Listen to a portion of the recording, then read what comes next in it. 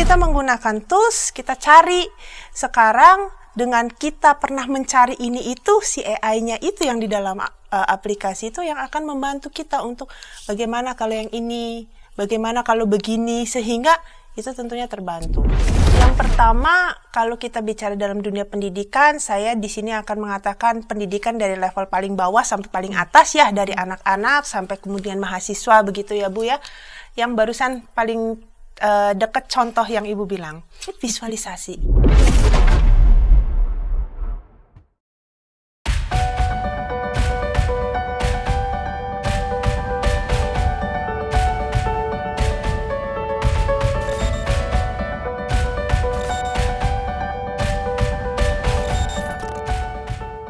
Sahabat, jumpa kembali dalam program Krida Bagimu Negeri. Program Krida Bagimu Negeri ini mempercakapkan beberapa hal yang sedang mengemuka di tengah masyarakat dan mendiskusikannya, membincangnya dalam berbagai perspektif keilmuan seperti kesehatan, ekonomi, psikologi, sosial, dan lainnya, dan tentu saja dalam perspektif iman Kristen.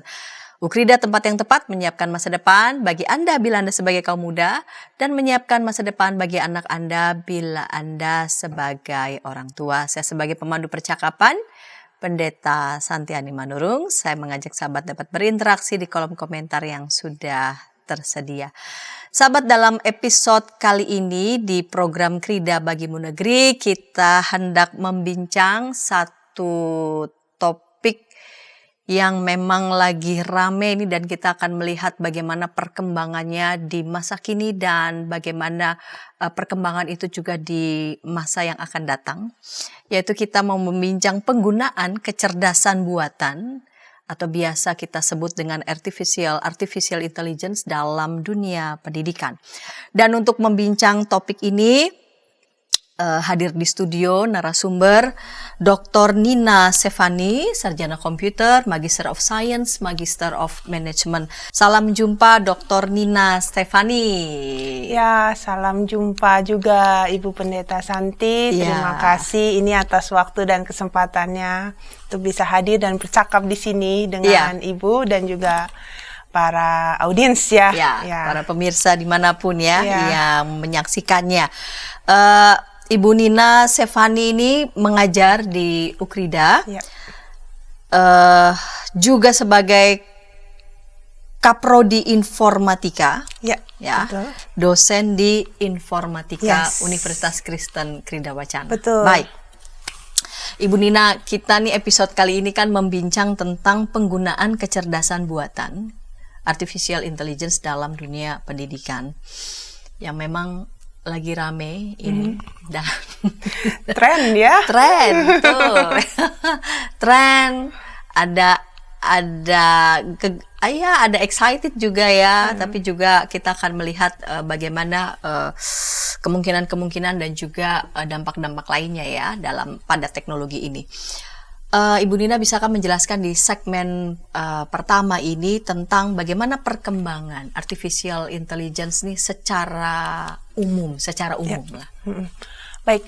Ya, kalau kita bicara AI itu memang sekarang ini sudah jadi tren ya, di mana-mana semua generasi itu semua bilang AI seperti itu. Itu tidak bisa dipungkiri karena memang ya saat ini teknologi sudah masuk ke segala macam bidang seperti itu ya Bu ya.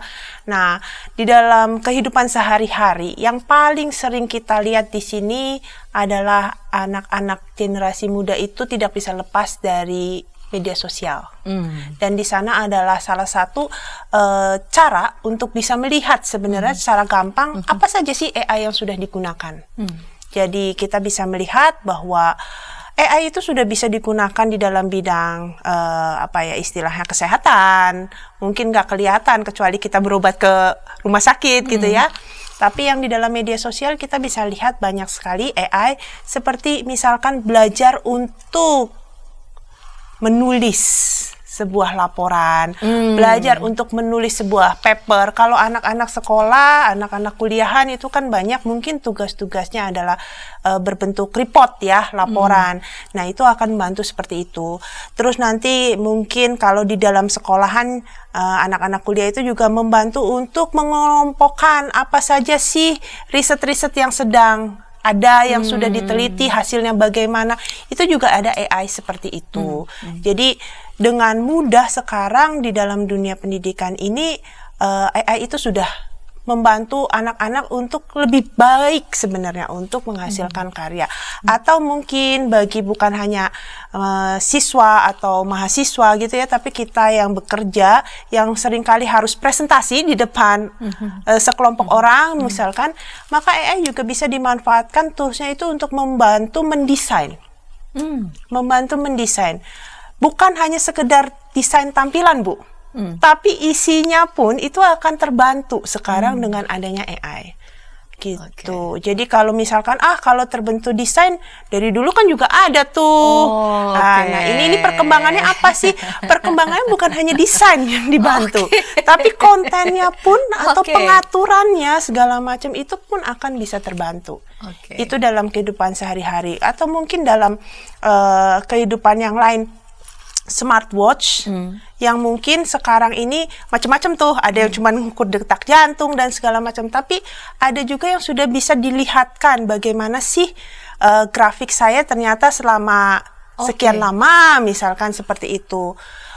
Mungkin juga bisa kita lihat aplikasi mobile apps yang banyak beredar ya di Google Play, kan kita juga mungkin nggak hafal satu persatu, tapi kalau kita amatin dari segala aplikasi itu, mobile apps tersebut, banyak sekali menu-menu yang sekarang membantu sekali sama kita. Contoh seperti ini, biasanya kita akan membeli atau kita akan liburan ke suatu tempat. Nah, dia akan memberikan kayak semacam rekomendasi. Oke, yang saat ini tempat yang biasa kamu kunjungin ini, bagaimana kalau kamu mengunjungin ini? Itu something like that. Jadi sudah bedanya dengan teknologi yang dulu, dengan AI masuk, ya sekarang sudah bisa berkembang, mempermudah kita. Dulu kita menggunakan tools, kita cari. Sekarang dengan kita pernah mencari ini itu, si AI-nya itu yang di dalam aplikasi itu yang akan membantu kita untuk bagaimana kalau yang ini, bagaimana kalau begini, sehingga itu tentunya terbantu. Itu contoh dalam kehidupan sehari-hari sih, Bu ya, yang saya lihat ya kita semakin banyak bisa memanfaatkan menu-menu di dalam aplikasi-aplikasi yang mungkin beredar. Gitu seperti itu. Dan kalau mau lihat bagaimana, paling gampang ya di media sosial itu biasanya jadi kayak ajang untuk melihat, ada ini, ada ini, ada ini gitu. Seperti itu. Ya, pernah saya lihat lagi di media sosial itu catatan-catatan sejarah entah peristiwa apa di masa lalu, dan seolah-olah dianya itu masih hidup dan sedang berbicara pada kita. Jadi seolah-olah visualisasi ya. Yes, masa lalu itu ditampilkan di masa kini.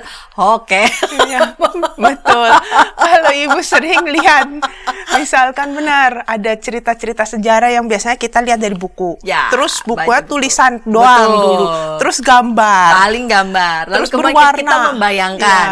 Nah, saat ini dihidupkan tokohnya, Iya. betul kan? Iya. Terus kayak bicara, saya adalah.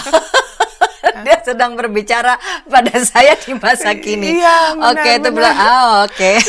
Jadi Ibu seperti diceritain sendiri Iya, sama dia, benar. betul. Dan itu dibangkitkan oleh AI. Jadi dari gambaran, kan nggak ada foto nih orang dulu, cuman katanya seperti ini, seorang wanita dari daerah X yang begini, itu akan divisualisasi seperti itu.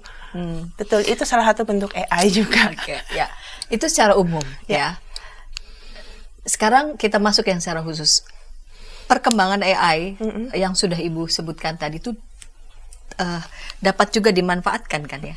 Berarti termasuk dalam dunia pendidikan. Nah, apa saja ini yang dimanfaatkan dalam dunia pendidikan dalam kaitan dengan teknologi AI? Oke, yang pertama kalau kita bicara dalam dunia pendidikan, saya di sini akan mengatakan pendidikan dari level paling bawah sampai paling atas ya, dari anak-anak sampai kemudian mahasiswa begitu ya Bu ya.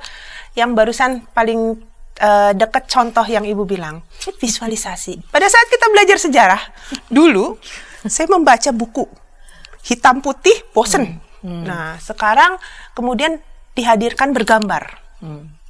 Tapi masih terbatas tentunya buku teks yang seperti itu. Karena kalau dengan gambar, tulisannya sedikit. Jadi tidak banyak pesan yang tersampaikan. Ya, sekarang bagi anak-anak yang belajar sejarah, bisa dengan visualisasi itu. Banyak pesannya. Karena kan menarik satu, visualisasi itu kan membuat menarik ya Bu ya. Dan dia seakan-akan bicara menceritakan apa yang dia alamin, kejadian sebenarnya. Ya anak-anak itu akan lebih engage sepertinya. Itu salah satunya. Itu dimanfaatkan mungkin dari anak yang masih belajar sejarah ya, mungkin di awal-awal. Terus naik lagi mungkin dia belajar yang memerlukan simulasi. Misalkan bercocok tanam atau lagi belajar melakukan sesuatu gitu ya, maka akan bisa dibawa seperti augmented reality.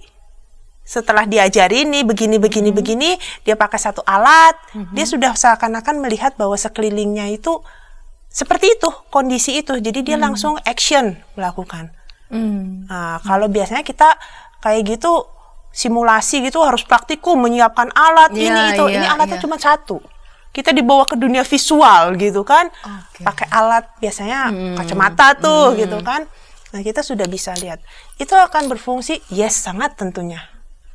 Ya sebagai contoh, misalkan kita belajar biologi nih atau kedokteran gitu ya, belajar tentang bagian-bagian jantung. Jantung itu letakkan di mana? Tentunya dengan bantuan AI itu bisa disimulasiin. Oh jantung itu dari orang yang kelihatan masuk ke jaringan-jaringannya sampai akhirnya tep ke jantung, dibedah seakan-akan seperti itu. Lalu prakteknya bukan cuma melihat, ya tadi dengan augmented reality si siswa itu akan bisa melihat seakan-akan oh ini saya menghadapi jantung nih, padahal nggak ada jantungnya. Maksudnya itu cuma reality tapi dia bisa melihat langsung, kemudian dia melakukan action, misalkan mahasiswa kedokteran kayak memotong atau membelek atau menjahit, seakan-akan dia mengalami itu, tangannya bergerak seperti itu dan langsung dinilai gimana nih kalau dengan gerakan seperti ini dia bagaimana. Oh ternyata potongannya terlalu dalam, potongan terlalu lebar atau apa, itu bisa langsung terekam misalkan seperti itu. Dan itu akan bermanfaat tentunya, anak-anak juga ya lebih ada gambaran. Kalau kita praktikum dengan membawa bahan seperti itu kan tentunya costly ya, dan sekali pakai gitu. Kalau ini kan dengan teknologi dipakai berkali-kali, seperti itu. Terus contohnya kalau saya ini misalkan coding. Coding biasanya kalau dosen menjelaskan atau guru menjelaskan teknologinya ya komputer sama infocus gitu kan, jauh gitu. Kalau sekarang seakan-akan dilihatkan dengan jelas bagaimana codingan itu, misalkan, atau dia dilatih bagaimana computational thinking, biasanya logika itu menggunakan animasi-animasi yang bergerak sehingga siswa itu lebih paham, oh konsep logikanya untuk melakukan coding buat masalah ini adalah seperti ini loh. Kayak kita belajar tentang mengulangi bicara A, B, C sebanyak 10 kali. Oh, oke, konsepnya seperti itu.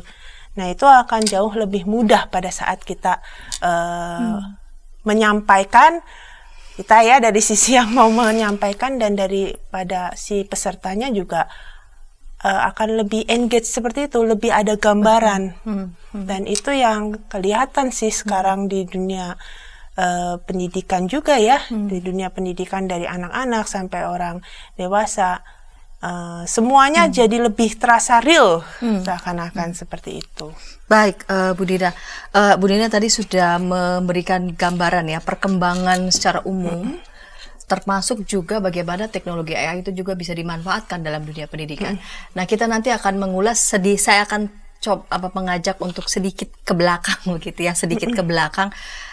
Persisnya kapan ya itu mulai muncul dan awal-awalnya itu dalam bentuk apa, dan sesungguhnya teknologi AI ini apa sih sebetulnya, begitu ya. Nanti kita akan ulas itu segmen kedua, namun sebelumnya kita dengarkan pesan-pesan berikut ini.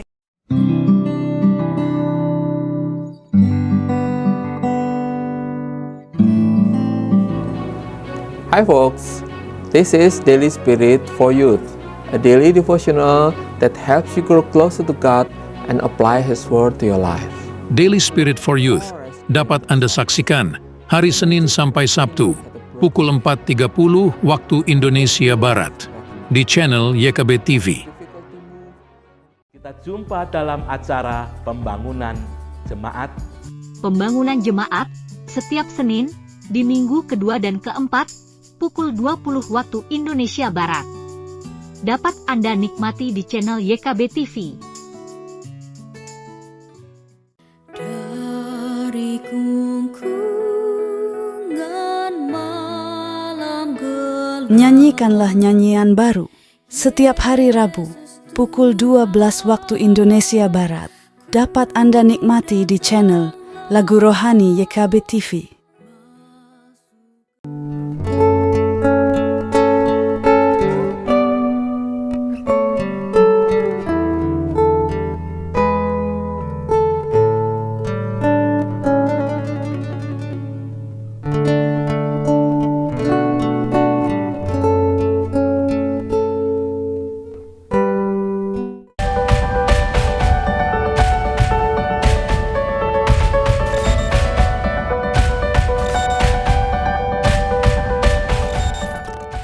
Sahabat YKB, senang masih bersama dengan kami dalam program Krida Bagimu Negeri. Sahabat, pada episode kali ini, program Krida Bagimu Negeri membincang tentang penggunaan kecerdasan buatan yang kita biasa sebut dengar artificial intelligence secara khusus dalam dunia pendidikan.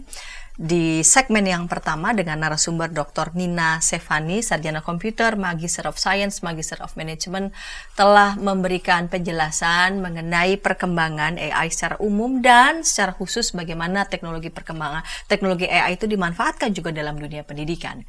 Saya sebagai pemandu percakapan, Pendeta Santiani Manurung. Baik, Ibu Nina, kita lanjut di segmen yang kedua ini. Di ujung segmen pertama, saya sudah mengatakan bahwa di segmen kedua ini saya minta untuk mundur sedikit begitu ya, baru nanti akan maju lagi.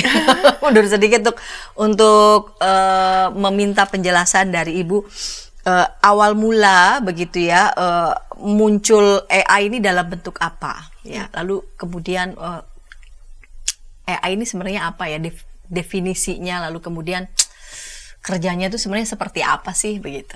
Oke, baik.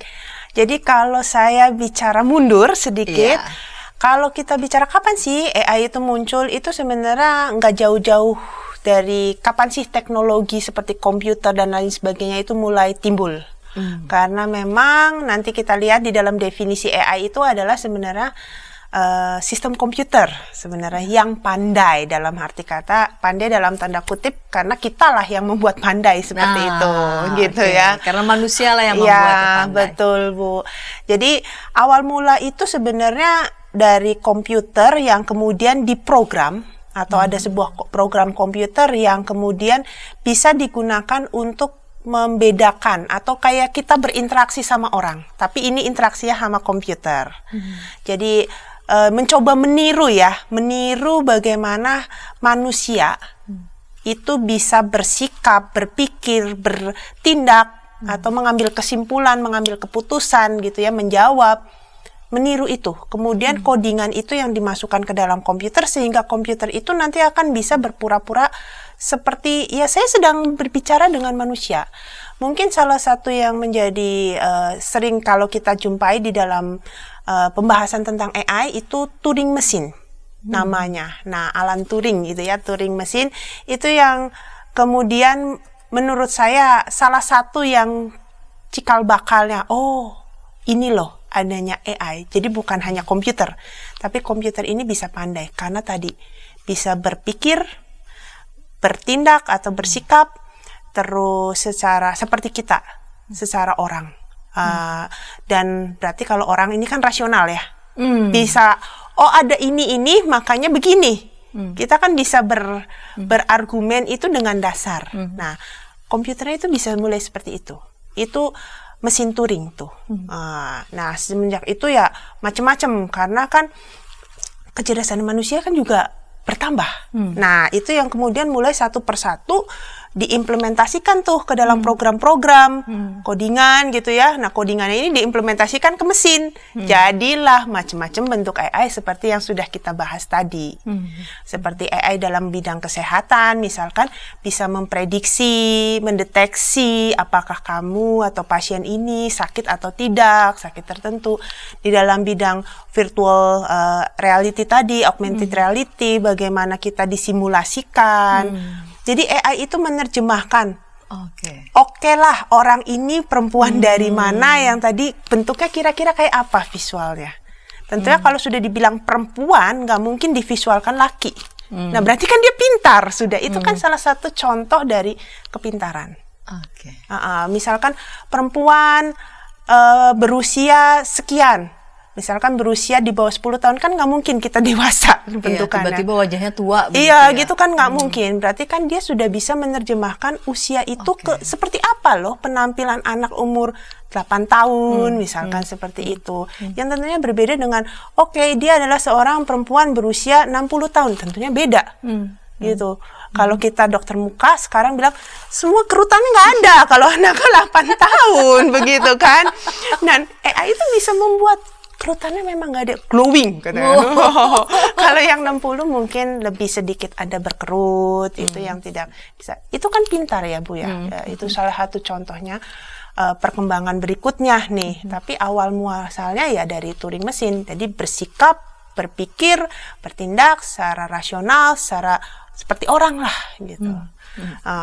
Terus berkembang sekarang seperti ini. Dan saat ini kan kita sudah masuk ke dalam era generatif AI ya. Makanya yang tadi bisa menampilkan nih dari deskripsi seorang perempuan berusia sekian. Kayak gini loh gambarannya. Seorang perempuan dari kerajaan di Jawa, di Indonesia kan nggak mungkin dia pakai baju Victoria, zaman Victoria. Nggak mungkin dong ya. Pastikan dia pakai baju visualnya sudah seperti itu gitu. Nah, kurang lebih kayak gitu ya.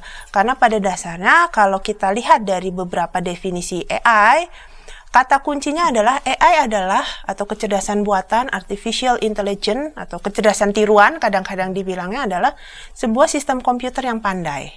Jadi pandai ini artinya dia bisa berpikir, bisa menganalisa, bisa beradaptasi.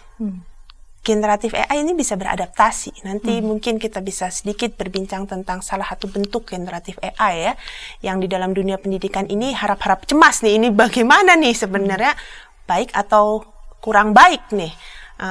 Jadi bisa bersikap, berpikir, bisa menganalisa, mengkonstruksi, bisa juga dia berargumentasi, dia juga bisa beradaptasi.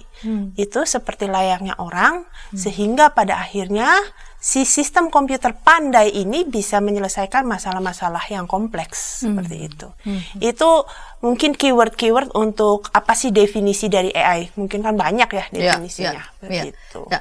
Nah, berkaitan juga masih ya tetap dengan teknologi AI ini dengan berbagai macam kepintarannya, karena memang manusia yang bisa membuatnya pintar. Itu ya. Nah, reaksi masyarakat nih kita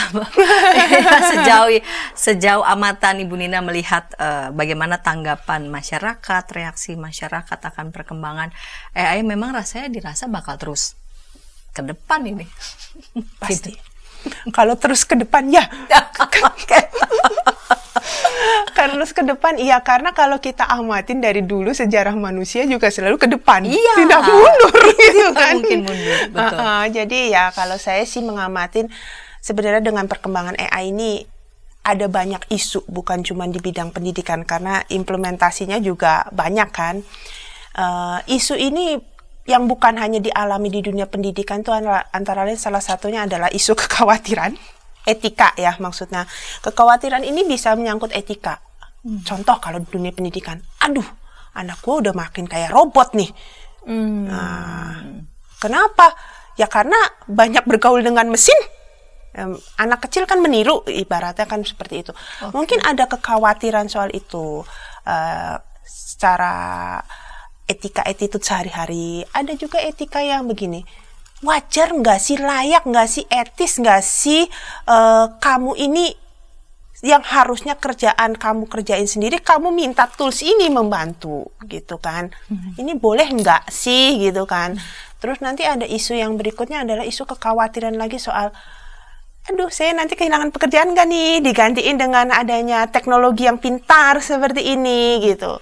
Terus ada lagi juga isu ini agak sedikit terjadi ya, tapi ya maksudnya berita baru-baru ini bahwa AI itu kan bisa juga dimanfaatkan dalam bidang militer. Nah, bisa membayangkan kan kalau misalkan di dalam militer diciptakan alat bantu perang, soldier yang tidak pernah mati, tapi kuat, terus bisa pintar. Oke, terus bagaimana ini, gitu kan? Terus lalu juga kita juga bisa lihat, berarti kan isu berikutnya adalah kalau memang dia bisa dimanfaatkan ke sana, wisdom ya, kebijakan bagaimana kita meng-create-nya, bagaimana kita menggunakannya. Jadi kita sebagai user juga ada isu tentang ya kebijakan, ada isu juga tentang penciptaan seperti itu. Nah, tren maju ini udah nggak bisa dihindari dong. Ya kan? Jadi ya paling isu-isu itu saya lihat ya kita harus bisa menelaah dampak positif, dampak negatifnya. Gitu aja sih Bu. Jadi supaya sebelum kita menggunakan, kita sudah ada tahu. Kan manusia pintarnya di situ, bisa menganalisa kenapa nih gitu. Kalau saya pakai alat ini nanti bagaimana, positif negatifnya. Karena ya kalau kita nggak bisa pungkiri di dunia ini segala sesuatu pasti ada dua sisi, positif negatif begitu. Jadi maksud saya adalah ya semoga dengan kehadiran AI ini kan kita juga bisa dipacu untuk menjadi lebih pintar, untuk bisa menganalisa tadi sih sisi positifnya. Positifnya udah pasti banyak sih. Anak-anak sekarang bisa duduk diam, tidak bergerak-gerak, begitu dikasih sesuatu yang menyenangkan secara visual. Itu salah satu contohnya. Dan AI sudah terbukti bisa menghadirkan sesuatu visual yang menarik gitu. Terus orang-orang yang kita bekerja produktif juga akan bisa terbantu ya dalam pekerjaannya sehari-hari. Tapi sisi negatifnya ya tadi, contohnya sebagai contoh aja, penerapan dari sisi militer kan bisa juga. Militer, sebuah sekumpulan. Ini kok saya seperti menceritakan film-film ya gitu, tapi tentara yang tentara yang pintar, kuat, ya, dan cepat bergeraknya. Dan pintar ini kan berarti bisa beradaptasi. Begitu mentok di sini dia harus bisa langsung mencari jalan keluar. Bagaimana ya ini seperti itu. Itu salah satu dampak negatif yang maksudnya saya bilang bukan negatif 100%. Kita mau pakainya di mana ini gitu sih. Itu mungkin yang perlu kita telaah dan sadari bersama ya, bahwa karena kalau kekuatan, kecepatan, kestabilan itu diterapkan di satu hal yang positif, tentunya akan lebih jos lah, lebih produktif, intinya seperti itu mungkin.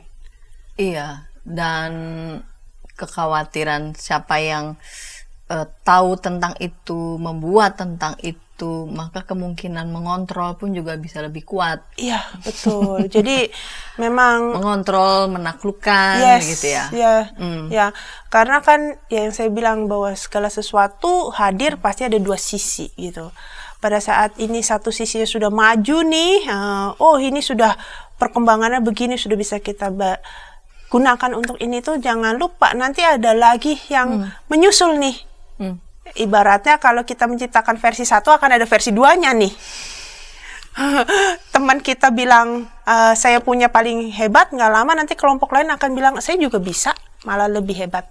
Itu kan yang terjadi ya. Karena kecenderungan manusia kan selalu kepingin dia mencari dan terus mencari, dia terus mengeksplorasi. Dan sisi ngerinya manusia tuh saking dia ingin mengeksplorasinya bisa tanpa batas. Betul. Gitu ya. Rasa ingin tahunya itu. Karena kapasitas manusia yang kepingin tahu dan terus ingin merambah begitu ya, lalu kemudian itu dimensi-dimensi etis yang lalu kemudian jadi dipertanyakan gitu ya. siapa manusia kalau memang alat-alat ini semua yang diciptakan oleh manusia kelak justru malah menambah bencana baru bagi manusia, bencana baru. Betul. Kayak Iya. contoh yang paling gampang mungkin gini, katanya sekarang perkembangan AI itu bisa ke mobil yang jalan sendiri tanpa ini. betul. Nah, terus abis itu kalau mobil itu udah pinter nih, bisa menghindari halangan-halangan, belok kanan kiri juga udah langsung bisa tanpa kita kendaliin dulu. Kita pakai remote control. Ini enggak remote control, dia yang ngambil keputusan. Terus bagaimana kalau misalkan terjadi satu accident? Siapa yang bertanggung jawab? Mobil kah? Apakah mesinnya? Mobilnya, mesinnya? Iya. Terus bagaimana? Memang ada undang-undang yang menghukum mesin. Atau penciptanya? Betul.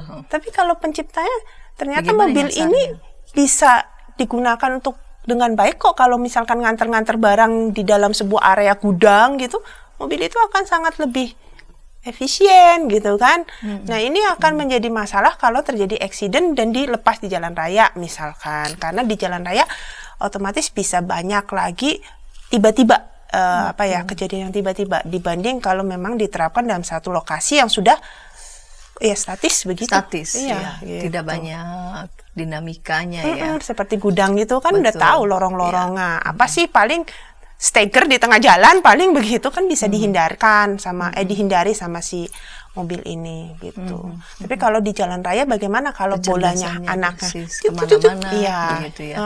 Atau teknologinya di mana diterapkannya di Dimana, lokasi yang seperti umumnya dia sepi-sepi aja. Iya, sepi-sepi Lalu aja. kemudian itu dibeli di kita yang udah kayak begini crowded lalu lintasnya. Kayak bagaimana? Tiba-tiba Tiba-tiba ada angkotnya ayam lewat begitu kan. Betul. Itu juga mungkin akan sedikit ada kemungkinan nyenggol sedikit gitu. Nah itu bagaimana pertanggungjawabannya? Itu kan juga menjadi satu pertanyaan-pertanyaan kan. Itu realistis di depan mata ya, maksudnya ya betul. Siapa yang mau mengambil tanggung jawab ya? Masa mesin begitu ya mengambil tanggung jawab? Memang bagaimana kalau kita Otonomi menghukum mesin. dan itu di dunia pendidikan itu juga kan seperti itu. Nah, nanti mungkin ada ChatGPT lah. Siapa sih yang nggak kenal ChatGPT sekarang? Itu kan juga generatif AI. Dia bisa meng-create jawaban lebih baik kan itu versinya dari versi ketiga, versi keempat, sekarang versi kelima, seperti itu kan. Ada versi yang tadi saya bilang adalah pasti ada penambahan, sesuatu yang lebih advance lagi. Kalau ChatGPT ini ya berarti advance-nya dia bisa memberikan jawaban yang lebih baik, lebih komprehensif, gitu loh, lebih manusia, lebih masuk akal lah, lebih manusiawi itu maksudnya lebih masuk akal gitu ya, dan macam-macam. Nah. Ya, di dunia pendidikan itu juga menjadi satu perbincangan. Kalau tadi mobil yang bisa jalan sendiri itu kan mungkin bagaimana kalau jadi accident. Nah, kalau ChatGPT bagaimana kalau siswanya ternyata nanya semua ke dia.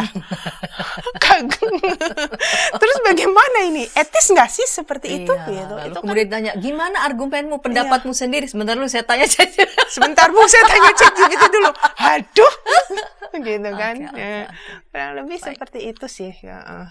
Baik, ini di segmen kedua nih Bu Dina sudah sedikit ini ya mengulik tentang penggunaan bentuk AI dalam pendidikan, tapi nanti secara khusus di segmen ketiga karena Bu Dina juga adalah dosen di Ukrida dan juga Kaprodi bagaimana teknologi ini juga dimanfaatkan secara khusus ya dalam pendidikan dan secara khusus lagi di Ukrida. Kita akan ulas itu segmen ketiga, namun sebelumnya kita dengarkan pesan-pesan berikut ini.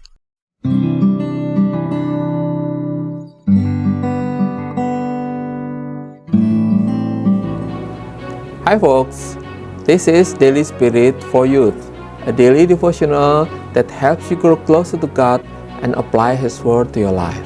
Daily Spirit for Youth dapat Anda saksikan hari Senin sampai Sabtu pukul 4.30 waktu Indonesia Barat di channel YKB TV.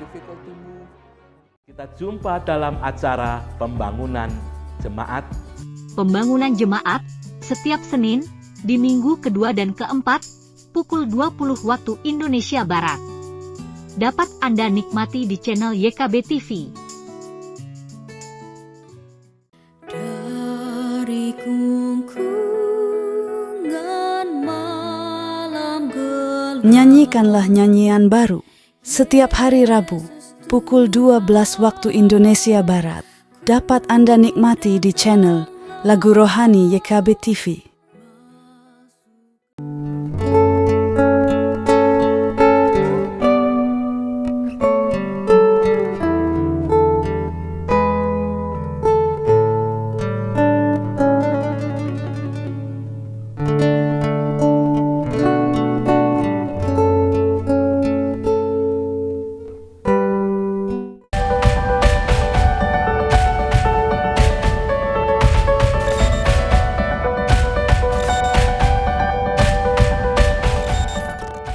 Sahabat, senang masih bersama dengan kami dalam program Krida Bagimu Negeri. Pada episode kali ini kita membincang tentang penggunaan kecerdasan buatan dalam dunia pendidikan. Kita memasuki segmen ketiga, segmen penutup bersama dengan narasumber Dr. Nina Stefani, sarjana komputer, Magister of Science, Magister of Management, sebagai Kaprodi Informatika dan juga dosen informatika di Universitas Kristen Krida Wacana.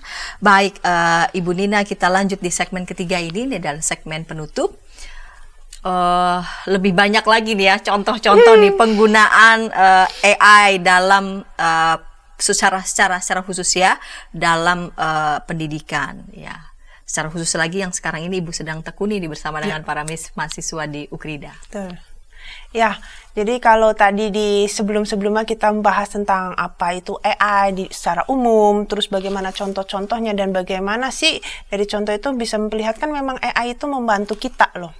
Ya, apalagi di dalam bidang pendidikan tadi para siswa ya dengan generatif AI itu visualisasi itu akan lebih bagus.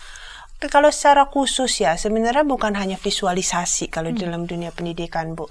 Jadi AI ini juga bisa diterapkan untuk bidang yang lain. Contohnya untuk mendukung operasional di dalam dunia pendidikan.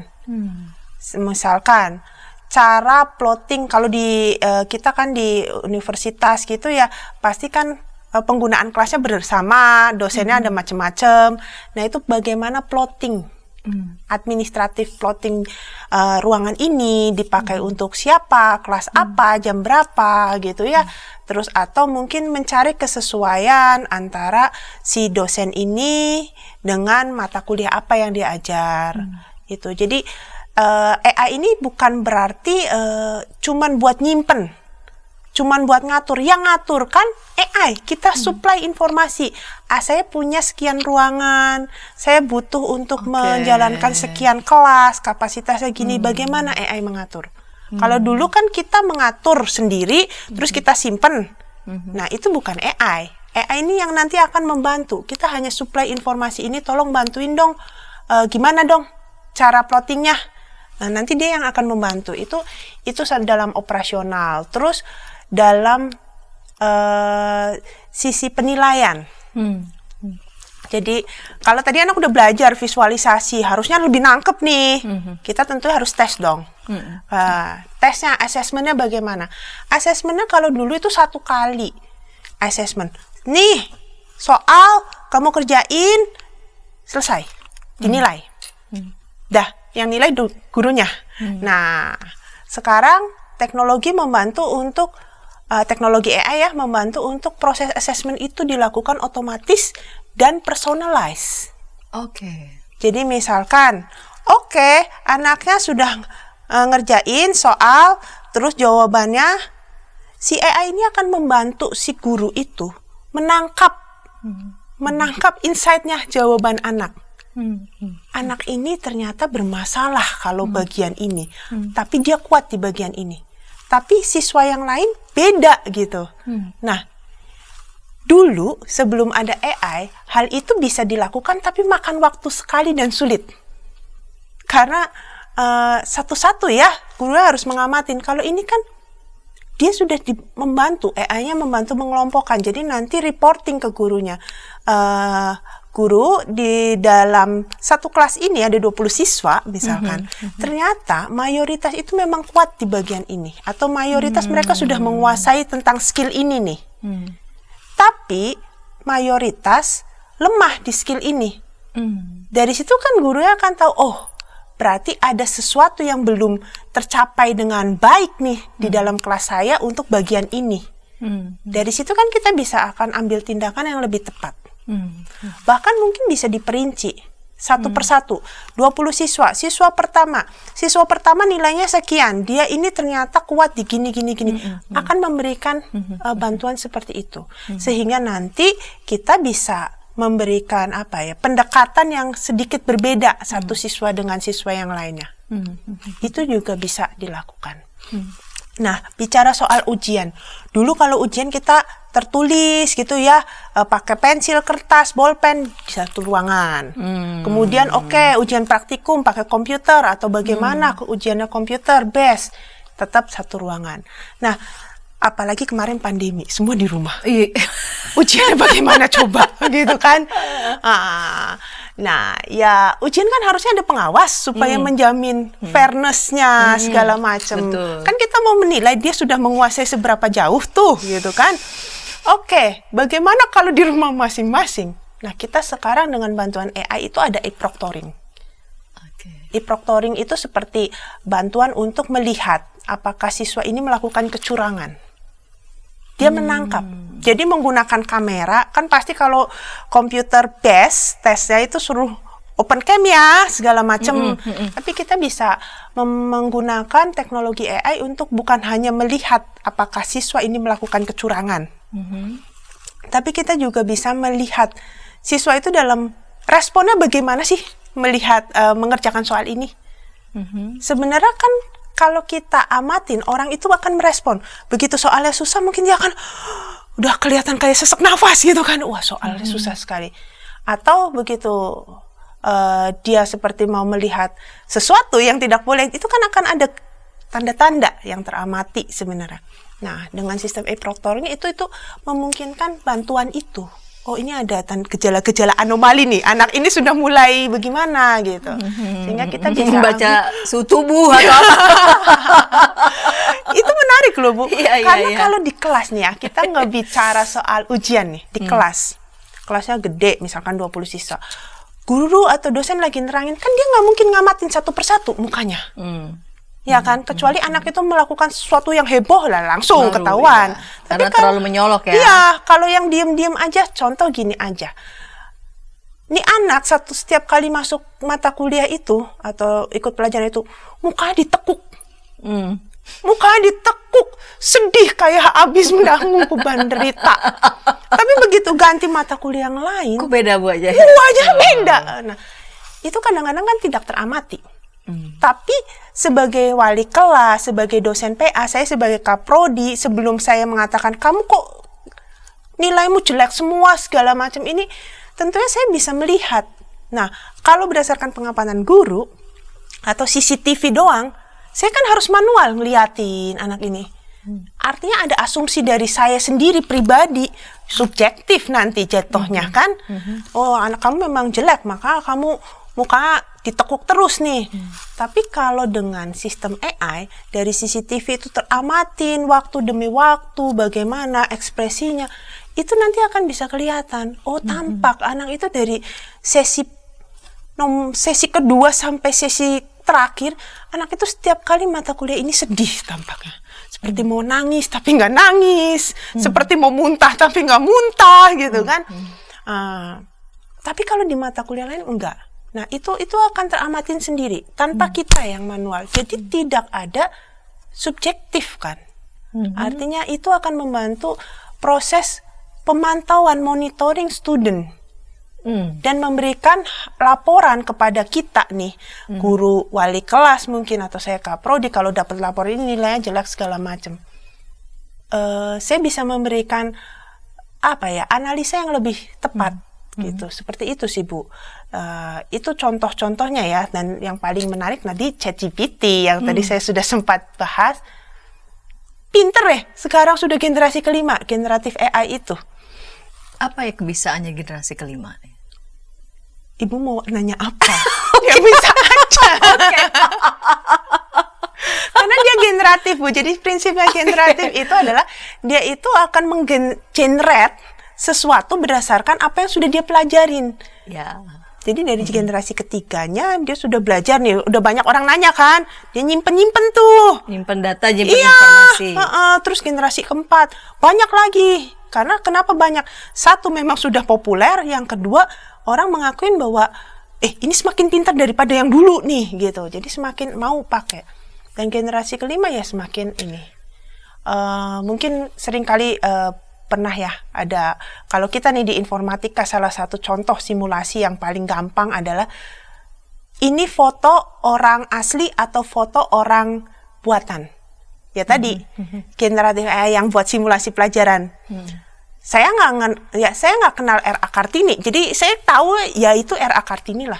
Tapi kalau saya kenal Bu Santi, saya melihat foto Bu Santi, foto asli Bu Santi dengan foto asli yang dibangkitkan dari AI, mungkin saya akan bisa tahu bedanya. Senyumnya agak beda, kaku nih di sini. Nah itu generatif AI.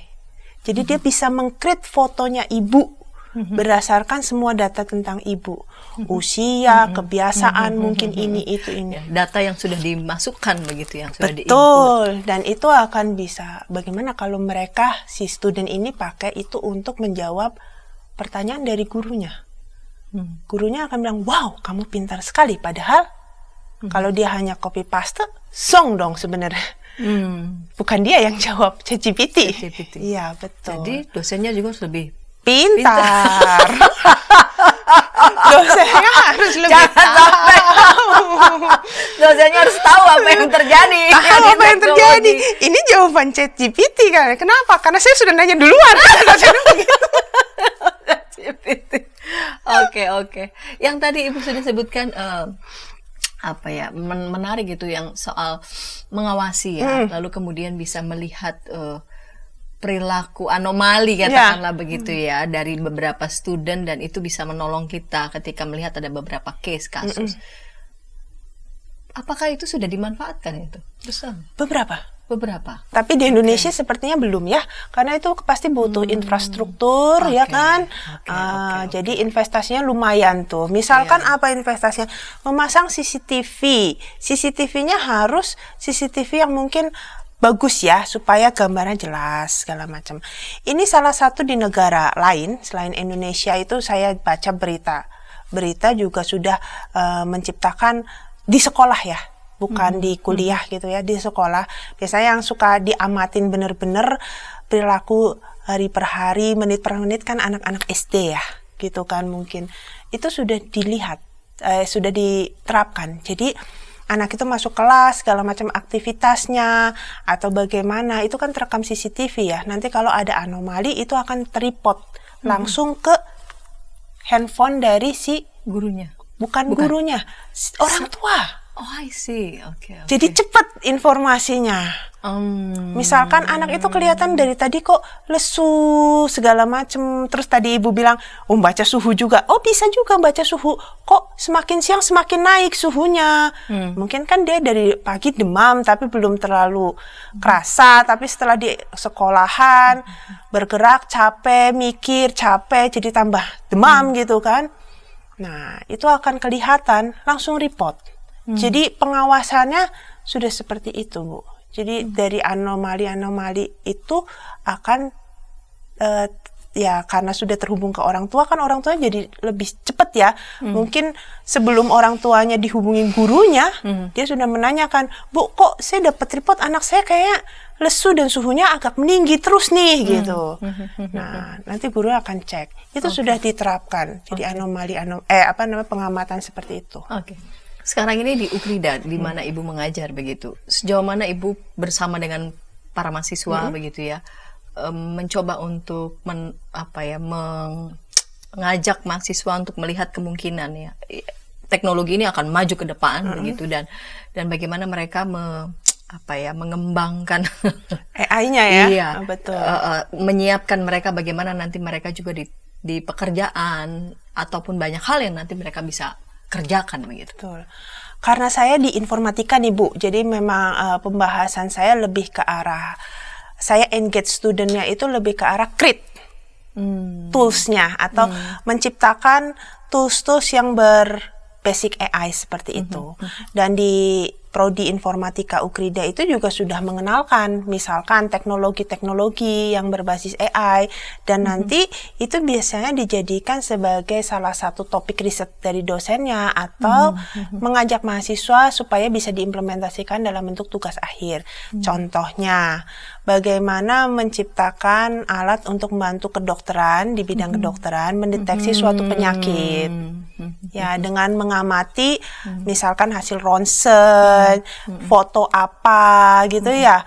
Terus bagaimana juga bisa membantu proses otomatisasi administratif tadi. Terus bagaimana bisa mengenali ekspresi emosi.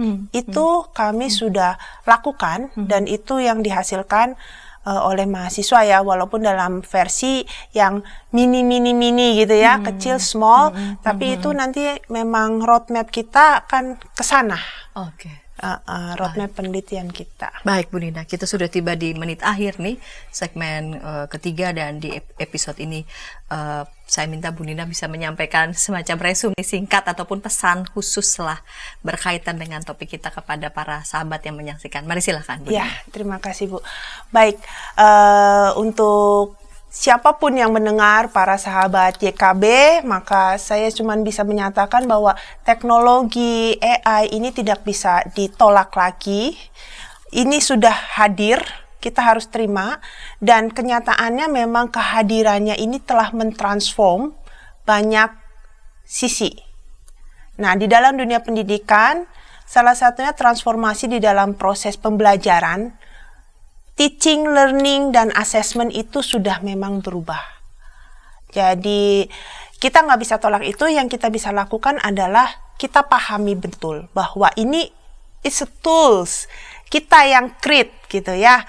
Jadi kita pasti akan selalu bisa, harus bisa lebih bijak di dalam menciptakan alat ini, di dalam menggunakan alat ini, dan menjadi tugas kita bagi yang lebih paham itu adalah mendampingi, membimbing yang lebih muda mungkin yang belum paham bahwa tools ini hanya untuk membantu kita, mempermudah hidup kita, bukan untuk menggantikan kita. Dan kita juga harus bijak karena ini ada sisi dua, positif dan negatif. Ambil positifnya, minimalkan negatifnya supaya produktivitas aktivitas kita bisa lebih baik dengan keberadaan teknologi AI ini. Saya mau membaca Amsal 2 ayat 6-7. Karena Tuhanlah yang memberi hikmat, dari mulutnya datang pengetahuan dan kepandaian.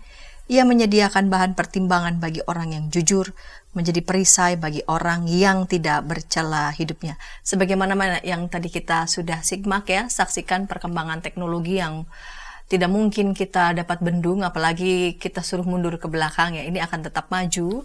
Namun penting, sebagaimana catatan dari tadi Ibu Nina juga mengatakan diperlukan sungguh-sungguh wisdom, dan dalam hal ini penulis kitab Amsal mengatakan karena Tuhanlah yang memberi hikmat, ya, dari mulutnya datang pengetahuan dan kepandaian. Ketika kita melihat bahwa beberapa teknologi sejauh itu menjadi sarana untuk mencapai tujuan untuk menolong manusia dan tetap menolong manusia untuk tetap berada di track yang benar begitu ya, dan juga menjaga kestabilan, keseimbangan lingkungan hidup, maka teknologi ini akan sungguh-sungguh dapat menolong kita. Ia menyediakan bahan pertimbangan bagi orang yang jujur, menjadi perisai bagi orang yang tidak bercela hidupnya. Dimanapun para pemirsa berada, mungkin juga mengenal ada anak ataupun kerabat yang memang senang ya untuk selalu mencari tahu, menciptakan teknologi yang makin hari makin canggih, maka yang perlu harus diperhatikan adalah hikmat yang datangnya dari Tuhan, sehingga dengan demikian eksplorasi ilmu pengetahuannya itu sungguh-sungguh mendatangkan kebaikan bagi manusia dan juga bagi seluruh makhluk. Terima kasih untuk Dr. Nina yang sudah di episode kali ini ya menyampaikan topik tentang penggunaan kecerdasan buatan dalam dunia pendidikan dengan begitu menarik. Kita akan jumpa di pekan yang akan datang dengan topik-topik menarik lainnya dalam program Krida Bagimu Negeri. Sampai jumpa.